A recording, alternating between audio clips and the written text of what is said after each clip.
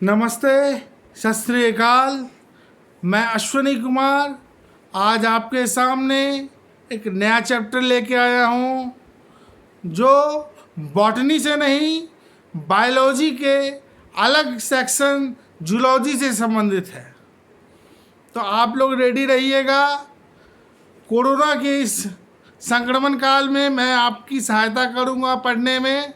आप लोग +2 वाले, आप लोगों के लिए ये इम्पॉर्टेंट टॉपिक है। Human reproduction. ह्यूमन रिप्रोडक्शन क्या है? आप लोग जानना चाहें कि ह्यूमन रिप्रोडक्शन होता क्या है?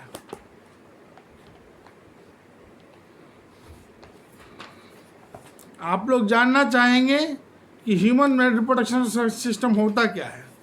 तो आज मैं आप लोगों को ह्यूमन रिप्रोडक्टिव सिस्टम में मेल रिप्रोडक्टिव सिस्टम के बारे में बताऊंगा, जिसमें प्राइमरी सेक्स ऑर्गन तक मैं आज आप लोगों को बताऊंगा।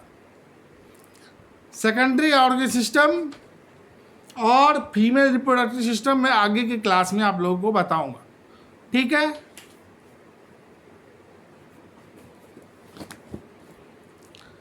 Human reproduction. अब ये जानिए कि ह्यूमन रिप्रोडक्शन होता क्या है। Reproductive system, the process of producing और multiplying their own species by the living organism is called reproduction।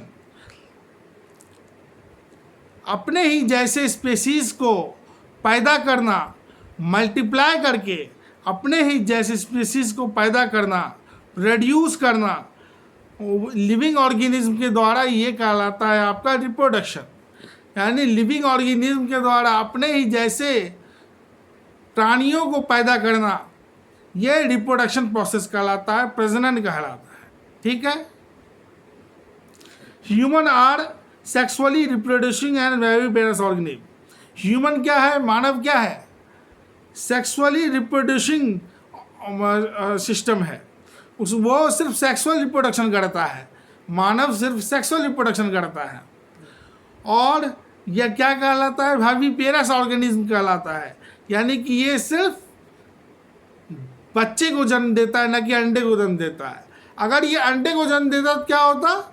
Oviparous. लेकिन ये बच्चे को जन्म देता है, इसलिए वाइविपेरस ऑर्गेनिज्म है। ठीक है।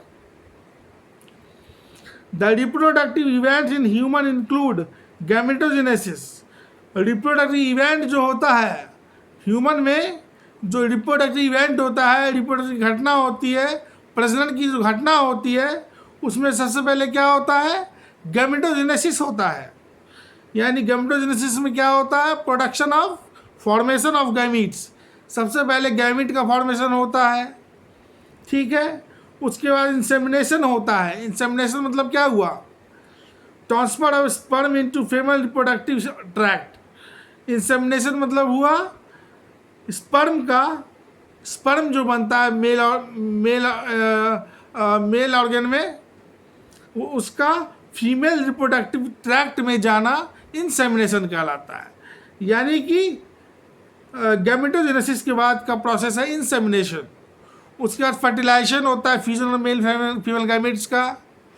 उसका बाद इम्प्लांटेशन होता है, formation, development and then attachment of blastocyst to the uterine wall. अब क्या होता है? इम्प्लांटेशन में क्या होता है? ब्लास्टोसिस्ट यूटेराइन वाल्स के साथ जाके जुड़ जाता है। ठीक है। उसके बाद क्या होता है? पार्ट्यूडिशन होता है। पार्ट्यूडिशन में क्या होता है?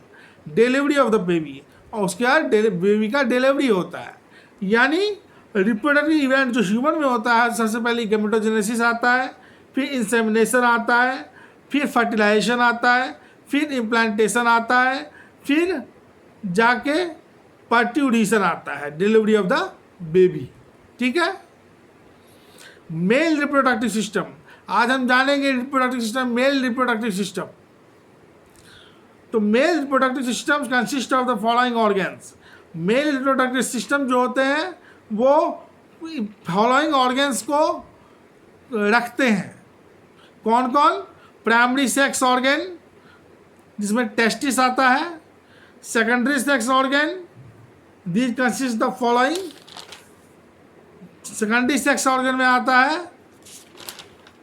एक्सेसरी डक्ट्स, एक्सेसरी डक्ट्स में आता है retail testis, Vasa इफेरेंसिया, vas deferens and इपिडाइडाइमिस। उसके बाद एक्सेसरी डक्ट, उसके बाद आता है एक्सेसरी ग्लैंड्स जिसमें आता है सेमिनल रेसाइड, उसके बाद प्रोस्टेट आता है, फिर कॉपर ग्लैंड आता है। उसके बाद तीसरा है एक्सटर्नल जेनेटिलिया यानी पेनिस, पेनिस है एक्सटर्नल जेनेटिलिया। ठीक है, अब आप जानिए कि ह्यूमन मेल रिप्रोडक्टिव सिस्टम में प्राइमरी सेक्स ऑर्गन जो होते हैं वो क्या होते हैं। आज मैं आपको प्राइमरी सेक्स ऑर्गन बताऊंगा। Primary sex organ, testis are the primary sex organ as given below. Testis क्या होता है, प्राइमरी सेक्स ऑर्गन होता है जो नीचे दिया गया है टेस्टिस। अब टेस्टिस के बारे में क्या है, these are the male gonads that is site where the male gametes और स्पर्म्स आर मेड। टेस्टिस क्या होता है, मेल गोनाड होता है जो कि साइट होता है मेल गैमीट स्पर्म का, जहाँ मेल गैमीट और स्पर्म बनते हैं वो क्या होता है, मेल गोनाड होता है, और वो मेल गोनाड कहलाता है टेस्टिस। जहाँ पर मेल और गैमीट बनते हैं वो टेस्टिस होता है। A pair of testis is situated outside the abdominal cavity in a sac of skin called the scrotum. और टेस्टिस का पेयर पाया जाता है। टेस्टिस का जो पेयर है वो जो होता है एब्डोमिनल कैविटी जो होता है, पेट का कैविटी जो होता है उससे बाहर निकला हुआ रहता है, और वो एक सैक ऑफ स्किन के द्वारा घिरा हुआ रहता है जिसको स्क्रोटम कहते हैं। Scrotum, sac of skin scrotum, जिससे टेस्टिस घिरा हुआ है सैक ऑफ स्किन से, उसको स्क्रोटम कहते हैं। ठीक है, it is a pouch like structure of pigmented skin arising from the lower abdominal wall and hanging between the legs. और यह स्क्रोटम क्या होता है, पिगमेंटेड स्किन होता है, पिगमेंटेड स्किन होता है जो कि एब्डोमिनल वॉल, पेट के वॉल के द्वारा नीचे से निकला हुआ रहता है और लेग्स के बीच में हैंगिंग करते हुए रहता है, लटकता हुआ रहता है। ठीक है, scrotum keeps the temperature of testis about 2 से 2.5 degree centigrade lower than the internal body. Scrotum क्या होता है, क्या करता है, टेस्टिस के टेम्परेचर को 2 से 2.5 सेंटीग्रेड तक से लोअर बनाए रखता है, जो कि इंटरनल बॉडी जो है वो क्या करता है, essential for the production of sperm to takes place, और इसी कारण इसमें स्पर्म का फॉर्मेशन होता है। इस testis is oval in shape. प्रत्येक टेस्टिस जो होता है ओवल शेप का होता है, गोलाकार टाइप का होता है, एंड मेजर्स अबाउट 4 से 5 सेंटीमीटर इन लेंथ। और यह जो होता है टेस्टिस जो होता है वो 4 से 5 सेंटीमीटर लेंथ का होता है। ठीक है, और 2 से 3 सेंटीमीटर विड्थ का होता है। ठीक है, टेस्टिस जो होता है 4 से 5 सेंटीमीटर लेंथ का होता है और 2 से 3 सेंटीमीटर विड्थ का होता है। These are suspended in the scrotum by spermatic cords. और यह जो है टेस्टिस जो है स्क्रोटम में स्पर्मेटिक कॉर्ड के द्वारा सस्पेंडेड रहता है, लगा हुआ रहता है। ठीक है, स्क्रोटम क्या होता है, it is divided internally into right and left compartment by muscular partition called septum scroti. अब क्या होता है, स्क्रोटम जो होता है वो इंटरनली रूप से राइट और लेफ्ट कंपार्टमेंट में बटा हुआ रहता है, जिसके बीच में एक मस्कुलर पार्टीशन पाया जाता है जिसको सेप्टम स्क्रोटा कहते हैं। ठीक है, the testis originate in the abdominal cavity but later during the 7 month of development descend into the corresponding structural compartment through the passage known as inguinal canal। अब क्या होता है, टेस्टिस जो होता है वो एब्डोमिनल कैविटी से ऑरिजिनेट्स होता है। ठीक है, लेकिन बाद में क्या होता है, यह जो है 7 मंथ के बाद क्या करता है, स्क्वाटर कंपार्टमेंट में है ना इंग्विनल केनाल के जरिए पैसेज के जरिए चला जाता है। 7 महीने पहले वो अपने कैविटी में रहता है और 7 महीने के बाद वो इंग्विनल केनाल के पैसेज के द्वारा वो स्कॉटल कंपार्टमेंट में चला जाता है। ठीक है। Seminiferous tubules. सेमनीफेरस ट्यूबुल्स क्या होता है? The outermost covering of the testis is formed by dense fibre membrane called tunica albuginea. Seminiferous tubule क्या है आप जानिए। सेमनीफेरस ट्यूबुल क्या है? सेमनीफेरस ट्यूबुल है the outermost covering of the testis.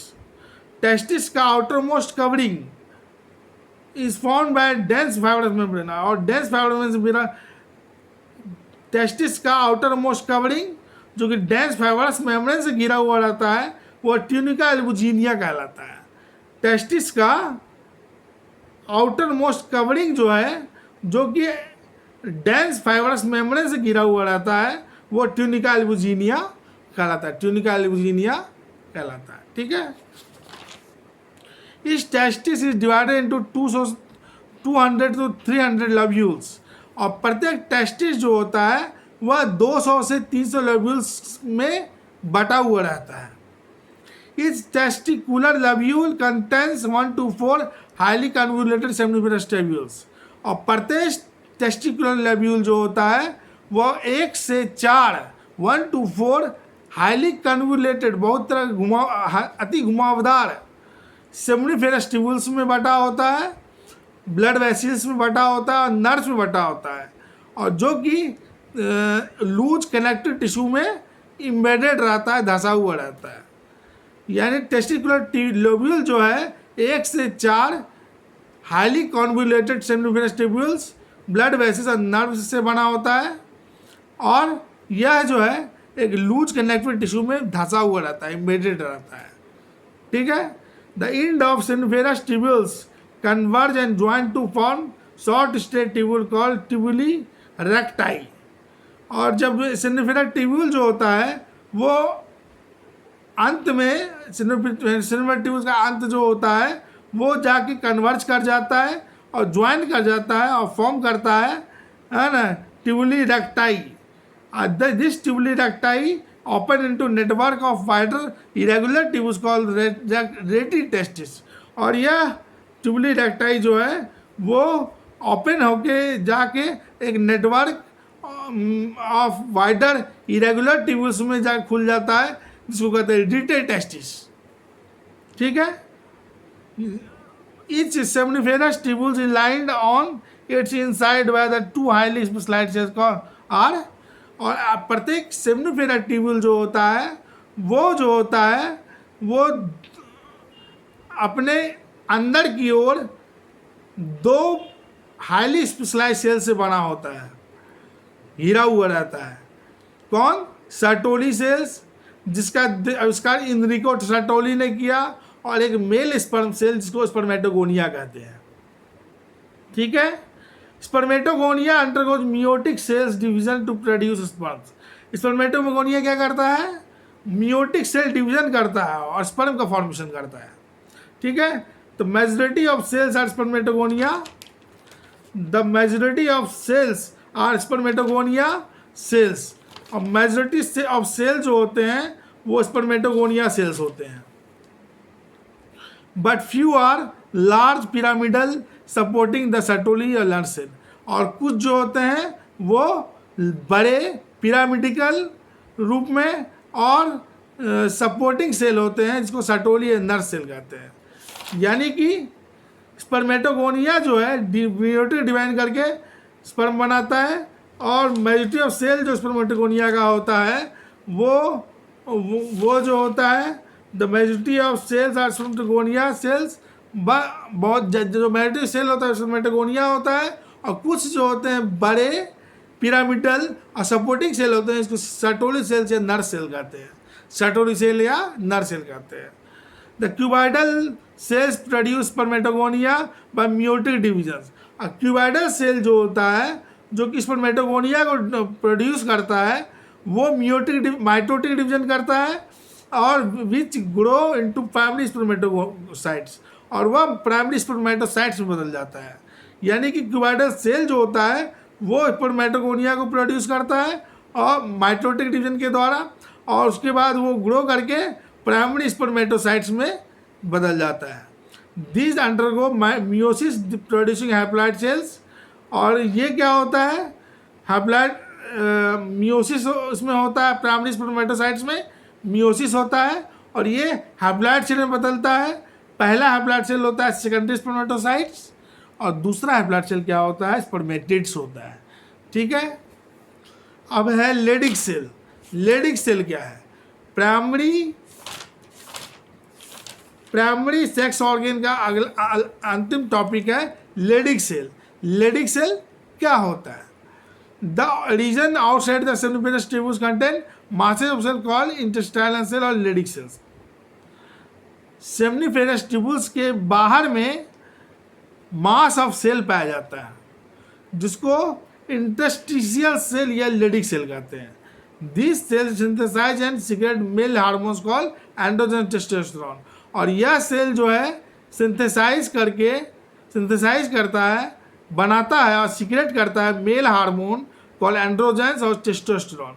यही सेल जो है लेडिक सेल या इंटरस्टिशियल सेल सीक्रेट करता है या सिंथेसाइज करता है मेल हार्मोन जो कहते हैं एंड्रोजेंस या testosterone. Leydig cells are endocrine in function. 10 Leydig cell क्या होता है, इंडोक्राइन इन फंक्शन होता है। 10 regulate and maintain male sex characteristics. और इसी कारण यह जो है मेल सेक्स कैरेक्टरिस्टिक्स को मेंटेन करता है।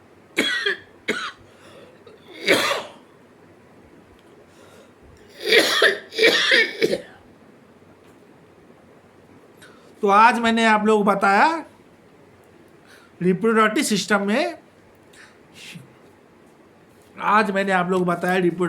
में, मेल रिप्रोडक्टिव सिस्टम, उसके अंदर प्राइमरी सेक्स ऑर्गन।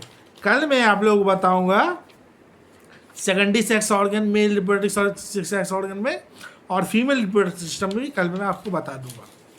ठीक है, आप देख लीजिए यहाँ पे, ये जो है मेल रिप्रोडक्टिव सिस्टम है और ये पेनिस है, ये टेस्टिस है और ये इसका पार्ट्स है।